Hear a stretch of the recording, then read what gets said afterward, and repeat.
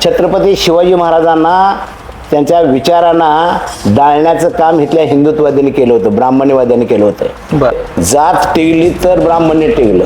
माणसं जातीमध्येच कशी बंदिस्त होतील याच्यासाठी संघवाले सतत प्रयत्न करतायत आणि त्याच्यावर आता समाजानंच विचार करण्याची वेळ आलेली आहे. बुद्ध धम्म झपाट्याने वाढतो. बाबासाहेबांचा विचार आज कानाकोपऱ्यात घराघरात पोचतोय. फक्त इलेक्ट्रॉनिक मीडिया आणि प्रिंट मीडिया ते दाखवत नाही. पण छत्रपती शिवाजी महाराजांना जर फक्त पुतळे उभे करणे आणि विचार कसे मारायचे याच्यासाठी संघवाले किंवा बीजेपीवाले प्रयत्न करतात असं माझं मत आहे.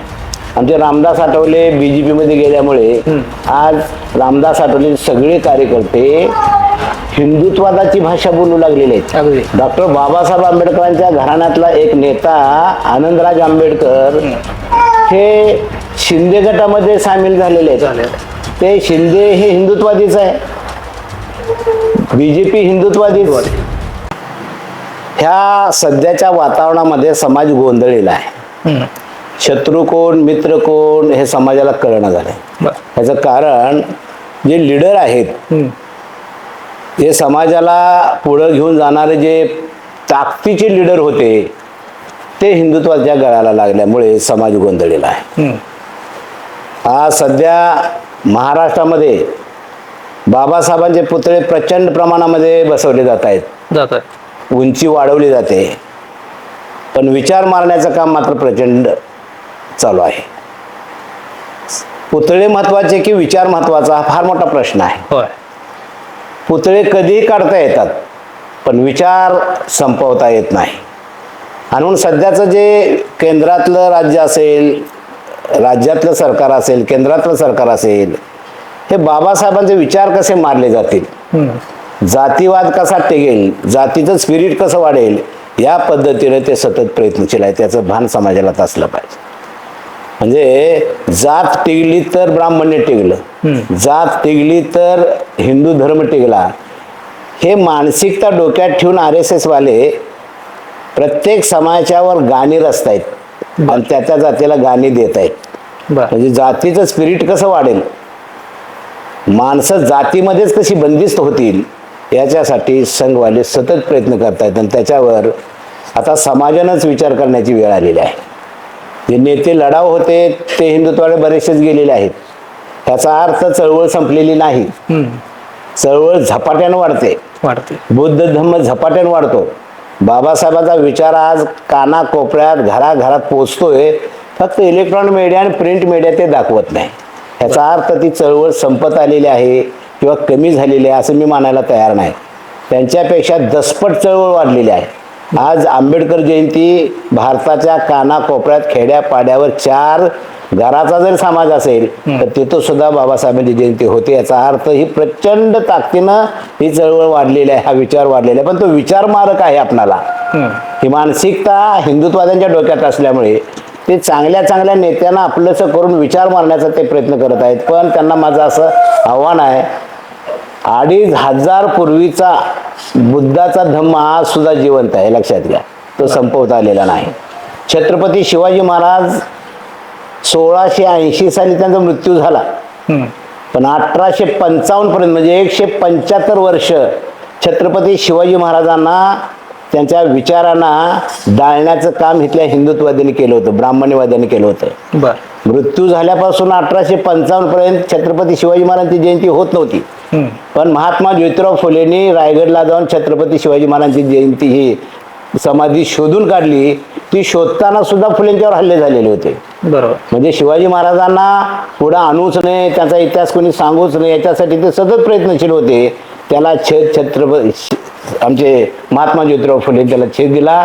ती समाधी शोधून काढली आणि पहिली जयंती ह्या महाराष्ट्रामध्ये महात्मा फुलेंनी केली. आणि नंतर मग महाराष्ट्रातले सगळे इतिहास तज्ञ जागृत झाले आणि त्यांनी मग छत्रपती शिवाजी महाराजांचा सगळा इतिहास शोधून काढला आणि आज तो घराघरामध्ये पोहोचवलेला आहे.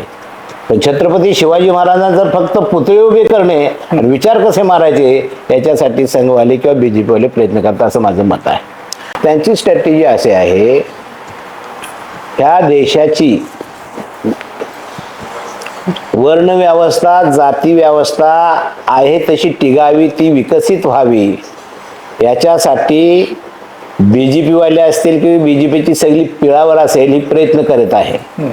स्ट्रॅटेजी त्यांची अशी आहे, त्या विचार तर मारला पाहिजे, पण विचारानं अग्रेसर समाजामध्ये पुढं होणारे जे नेते आहेत ते नेते आपलेसे केले तर समाज गोंधळतो, आणि समाज गोंधळल्यानंतर ते विचार मारता येतात, ही त्यांची स्ट्रॅटेजी आहे.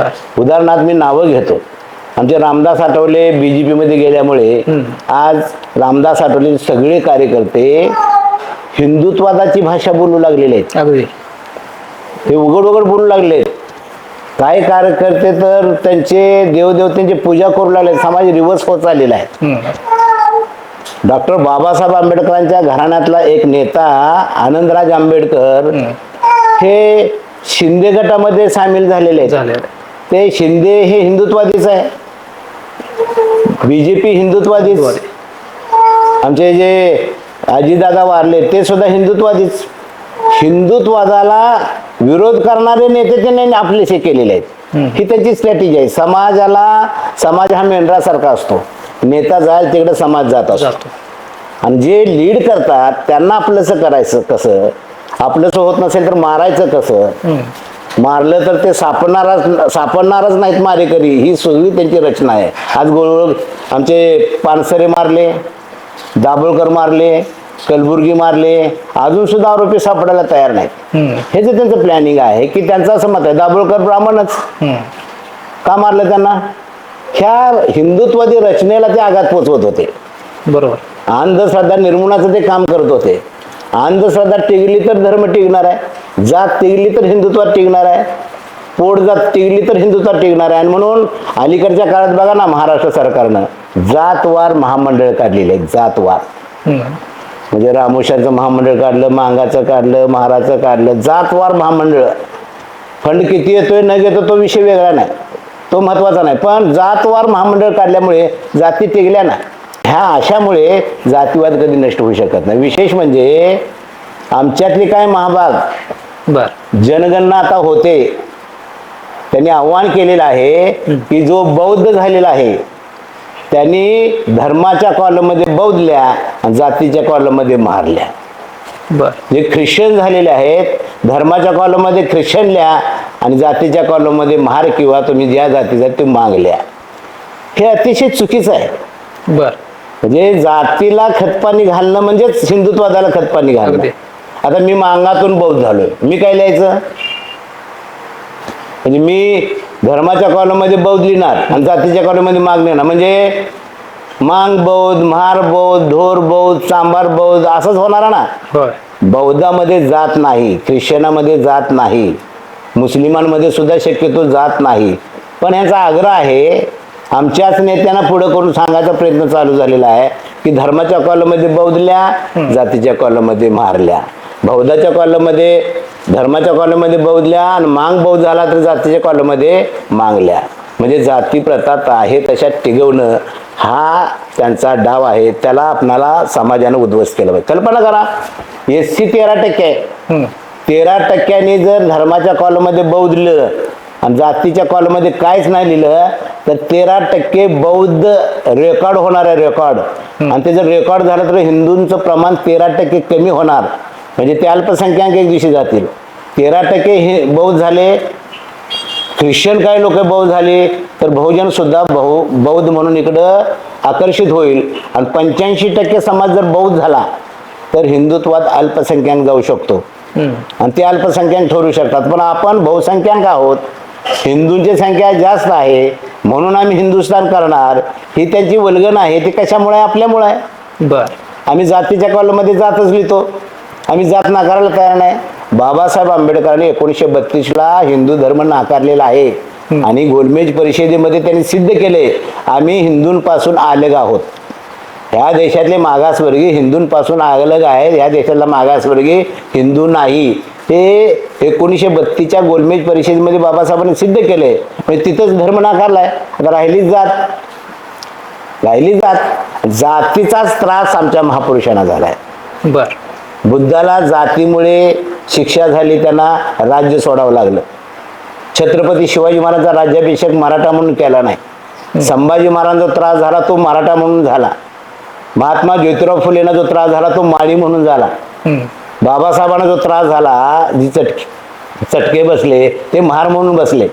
अण्णाभाऊंना शाळेत का जाता आलं नाही, मांग म्हणून जाता आलं नाही. जात हे विष आहे हे बहुजन समाजाच्या लक्षात आलं पाहिजे. ज्यावेळेस हा बहुजन समाज जात नाकारेल आणि बौद्धाकडे वळेल त्यावेळेस पूर्वाश्रमीचा हा भारत बौद्धच होता, हा देशच बुद्धाचा आहे. पण बुद्ध तत्वज्ञान कळूच नये, बाबासाहेबांचा विचार समाजापर्यंत जाऊच नये, अशा पद्धती रचना ह्या हिंदुत्ववाद्यांनी केलेल्या आहे. त्याला आमचे नेते बळी पडत आहेत. हे अतिशय म्हणजे वेदना देणारं सगळं वातावरण आहे.